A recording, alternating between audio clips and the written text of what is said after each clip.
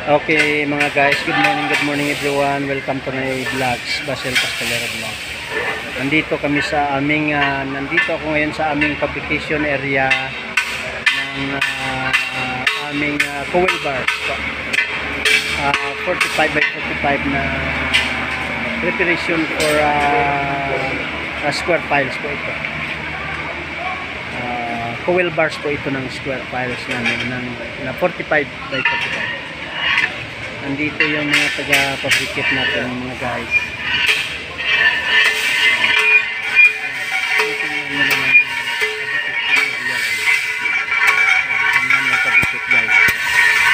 Masusing trabaho ito.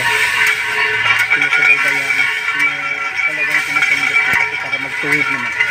Tutuwid nila yan.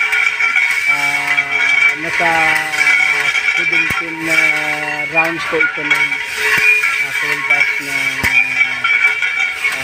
18 min yata ito. Yan ang position. Yan ang meron namang taga ito yung tagapaikot ng yan yung tagapaikot na natin ng coil bars. So talagang mahirap din kasi mano-mano itong mano-mano itong ginagawa.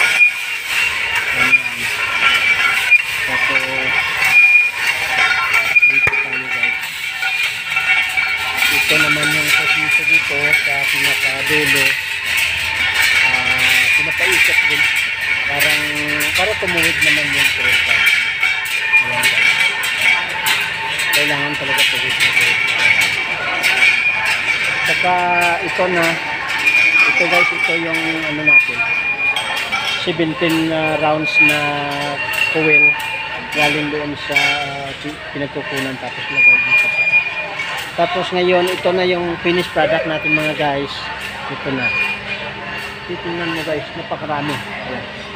Ito po ay ready na po ito pag may mga project tayo marami.